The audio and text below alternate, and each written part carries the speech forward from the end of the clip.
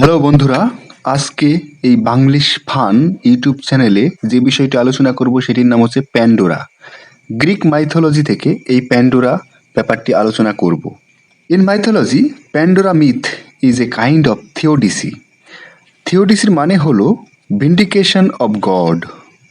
In Greek mythology, Pandora is the first human women created by Hephaestus on the instruction of Zeus. Pandora myth first appeared in Hesiod's epic poem The Theogony and his another poem Works and Days. Pandora, this name means all gifted, a gift to all, etc.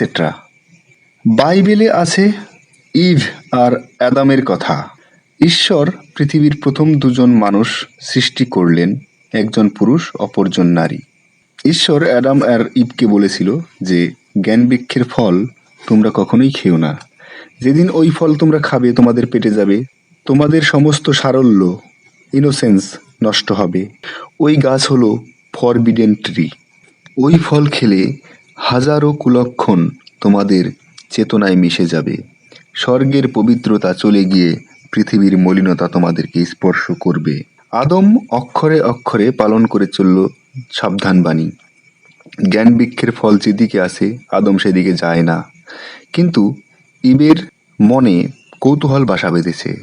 দুর্দমনীয় কৌতূহলের বশবর্তী হয়ে একদিন ইব সেই নিষিদ্ধ গাছতলায় পৌঁছালো। সেখানে শয়তান বসেছিল ওৎ পেতে। টুক করে একটা পাকা ফল পড়ল তার সামনে মাটির উপরে।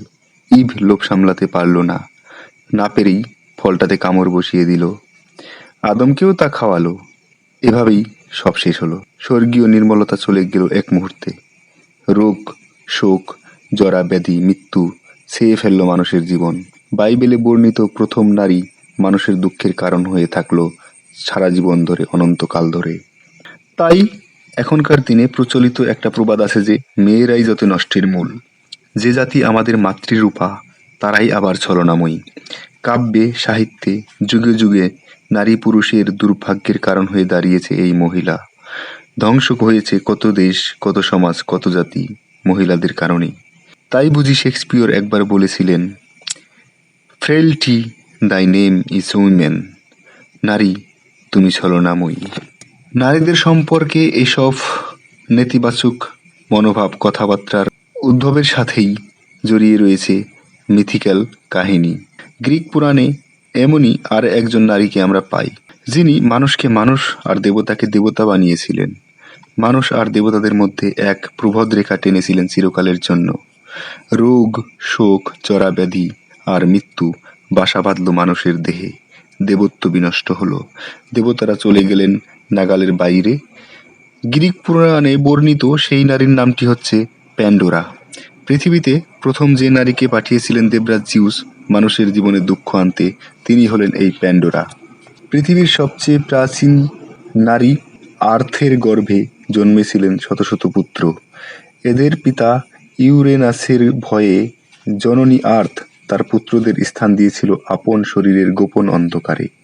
পরে ইউরেনাসের বীরপুত্র ক্রোনাস পিতার রাজ্য অধিকার করে এবং মাতা আর্থের দেহাভ্যন্তর থেকে শত শত ভাইদের মুক্ত করেন।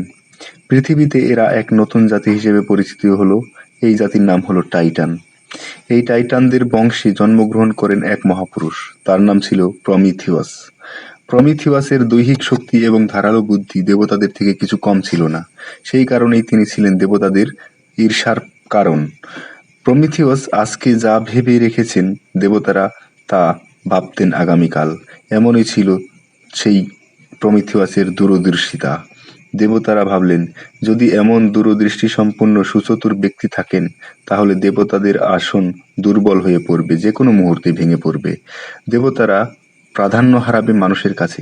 তাই প্রমিথিয়াসের উপর সবসময় সতর্ক দৃষ্টি রেখেছিলেন দেবতারা। তখনকার দিনে নিয়ম ছিল যে মানুষ যা কিছু গ্রহণ করবে তার সমপরিমাণ দেবতাদের উদ্দেশ্যে উৎসর্গ করতে হবে। বিশেষ করে কোনো খাদ্যদ্রব্যের ক্ষেত্রে অর্ধেক অথবা তারও বেশি দেবতাদের জন্য রেখে দেবার পর অবশিষ্ট অংশ মানুষ গ্রহণ করবে। কারণ মানুষকে সবসময়ই মনে রাখতে হবে যে দেবতার কৃপা লাভ না করলে তারা কোনোদিনই কোনো কিছু উপভোগ করতে পারে না। সুতরাং সেই কৃপাময় দেবতাকে যেন মানুষ কখনো ভুলে না যায়, তাই যে কোনো খাদ্যদ্রব্যের বেশিরভাগ দেবতাদের উদ্দেশ্যে উৎসর্গ করাই ছিল একটা রীতি। একদিন প্রমিথিয়াস একটা বিরাট বন্য মহিষ শিকার করে আনলেন। দেবরাজ জিউস এবং স্বর্গের অন্যান্য দেবতাদের নিমন্ত্রণ করলেন সেই বিরাট ভোজের আসরে। আসলে তার উদ্দেশ্য ছিল জিউসকে জব্দ করা। বন্য মহিষের সর্বাঙ্গ মদে ভিজিয়ে তারপর আগুনে ঝলসে নেওয়া হলো। তার গা থেকে টুকরো টুকরো করে কাটা হলো মাংসখণ্ড। তারপর সেই সমগ্র মাংসখণ্ডগুলি দুটি ভাগে ভাগ করা হলো। প্রমিথিয়াস জিউসকে ডেকে যে কোনো একটি অংশ নিতে বললেন। স্বভাবতই জিউস বড় অংশটি বেছে নিল। প্রমিথিয়াস জানতেন জিউস ওই বড় অংশটি বেছে নেবেন, তাই তিনি ওই অংশের মধ্যে মাংসহীন হাড়ের স্তূপ রেখেছিলেন, আর সেই হাড়ের স্তূপকে ঢেকে দিয়েছিলেন উপরের কয়েক খণ্ড মাংস দিয়ে। উপরের কয়েক খণ্ড মাংস সরিয়ে জিউস দেখলেন ভিতরে সবই হাড়, মাংস চিহ্ন নেই।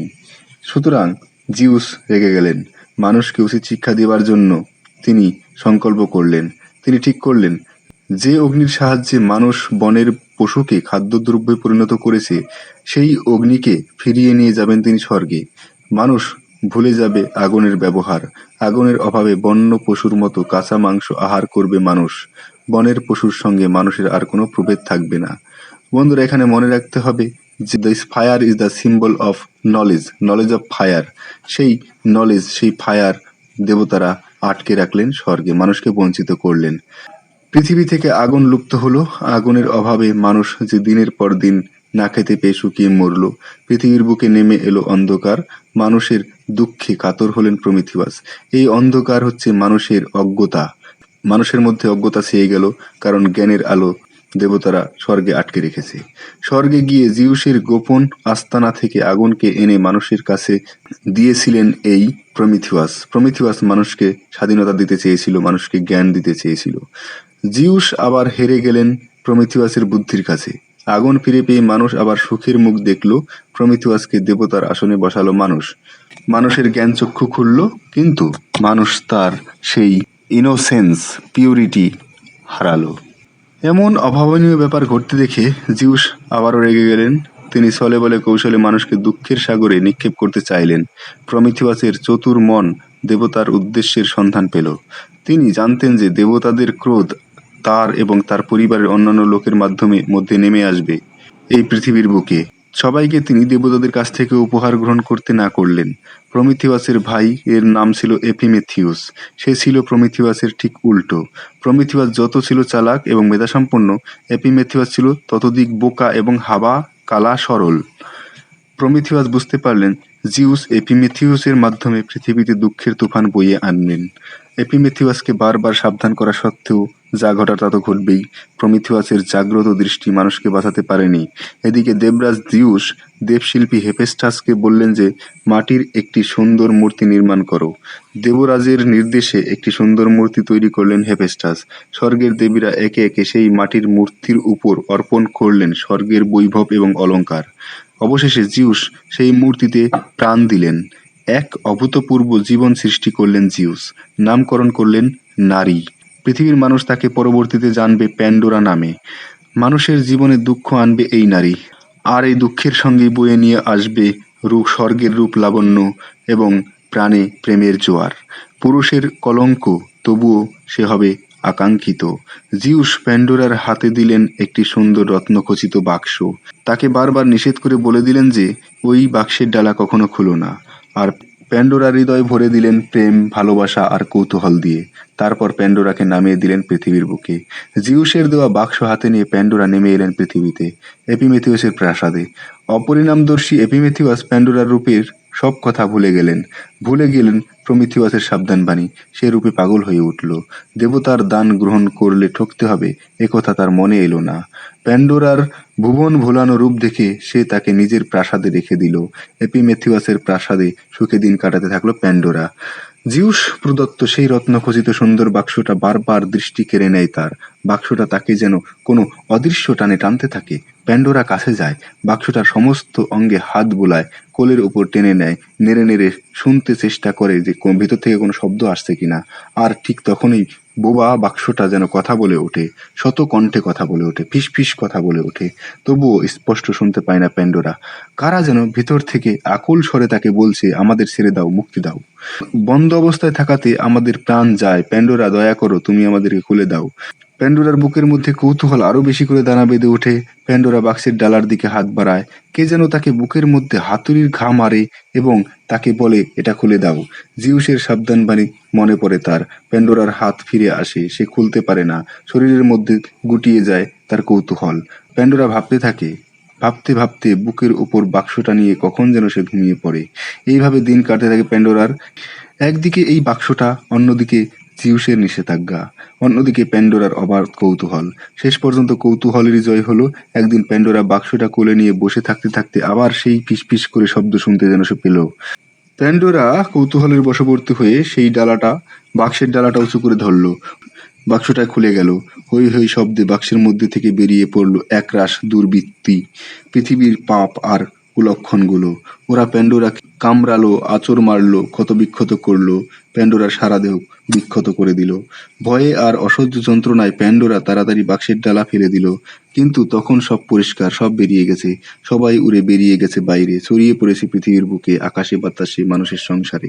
একজন মাত্র পড়ে থাকলো বাক্সের নিচে। সবার শেষে থাকায় সে আর বেরিয়ে যাবার সুযোগ পায়নি। তার চি চি গলা শুনতে পায় প্যান্ডোরা, আমায় ছেড়ে দাও, ছেড়ে দাও। প্যান্ডোরা দু হাতে শরীরের সমস্ত শক্তি দিয়ে বাক্সের ডালা চেপে ধরে।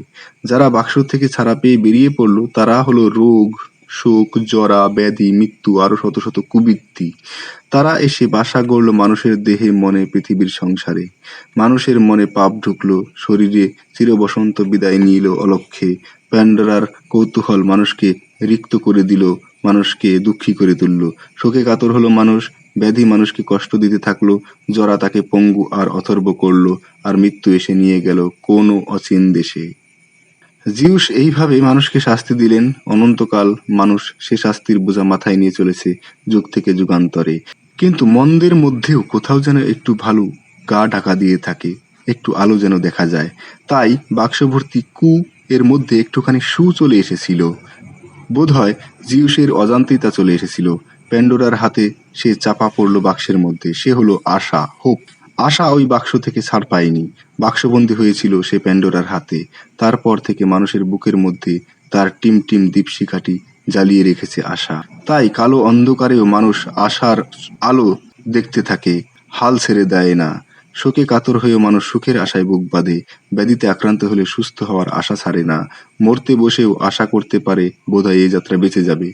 পৃথিবী ভরা পাপের মধ্যেও মানুষ আশার প্রদীপ জ্বালিয়ে এগিয়ে যেতে পারে। আশা মানুষকে মুক্তি দেয়, ভরাডুবি থেকে রক্ষা পায় মানুষ। প্যান্ডোরা পৃথিবীর প্রথম নারী, তার হাতে বাধা পড়েছিল আশা। তাই নারীর মতো আশাও ছলনাময়ী। মানুষ তার মায়ায় ভোলে, শাস্তি পায়, তবু তারই কোলে আশ্রয় নেয়। আশা বুকের মধ্যে জ্বলতে থাকে। জিউস মানুষকে দুঃখ দিতে চেয়ে অজান্তে উপকার করে বসলেন। ফলে জিউসের মনে অনুশোচনা এলো, রাগও হলো। এবার তিনি প্রমিথিয়াসকে আরো কঠোর শাস্তি দিলেন। উত্তাল সাগরের বুকে একখণ্ড পাথরের সঙ্গে শক্ত করে বাঁধা হলো প্রমিথিয়াসকে দেবরাজ জিউসের নির্দেশে। সেখানে তিনি এক বৃহৎ বিভৎস ঈগল পাখিকে পাঠিয়ে দিতেন প্রতিদিন। পাখিটা ধারালো ঠোঁট দিয়ে প্রতিদিন প্রমিথিয়াসের যকৃৎ ঠুকরে ঠুকরে খেত। অসহ্য যন্ত্রণায় প্রমিথিয়াসের কাতর আর্তনাদ সাগরের গর্জনের সঙ্গে মিলেমিশে একাকার হয়ে ছড়িয়ে পড়ত পৃথিবীময়। রাত্রে জিউস নতুন যকৃৎ স্থাপন করতেন প্রমিথিয়াসের শরীরে পরের দিনের অত্যাচারের জন্য। পরদিন নতুনভাবে অত্যাচার শুরু হতো আবার। বিভৎস ঈগলটা উড়ে এসে টেনে টেনে বের করত প্রমিথিয়াসের যকৃৎ।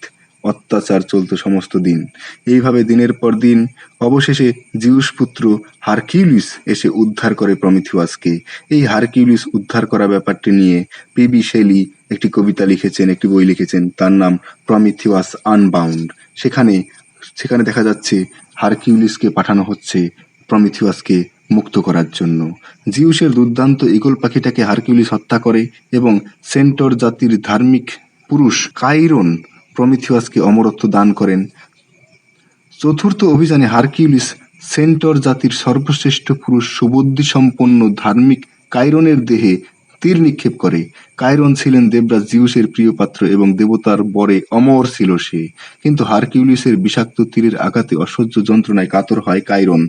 তিনি বারে বারে প্রার্থনা জানান অমরত্ব বিসর্জন দিয়ে মৃত্যুকে বরণ করতে। তখন হারকিউলিস প্রমিথিয়াসকে কাইরনের অমরত্ব দান করে এবং উভয়কেই জীবন যন্ত্রণা থেকে বাঁচায়। পরে জিউস অবশ্য প্রমিথিয়াসকে ক্ষমা করেন। অনেক দিন থেকেই প্রমিথিয়াসের নাম মানুষের স্মরণের মণিকোঠায় স্থান পেয়েছে। মানুষের কাছে প্রমিথিয়াস আজও দেবতার আসনে বিরাজমান। পৃথিবীর মানুষকে আগুনের ব্যবহার শিখিয়েছিলেন প্রমিথিয়াস, জ্ঞানের আলো এনে দিয়েছিলেন মানুষের মধ্যে, মানুষকে অন্ধকার থেকে মুক্তি দিয়ে আলোর জগতে নিয়ে গেছিলেন প্রমিথিয়াস। তাই মানুষের নিত্যদিনের সংসারে প্রমিথিয়াসের নাম বারবার ফিরে আসে। জিউসও তখন হারিয়ে যায় আমাদের মন থেকে।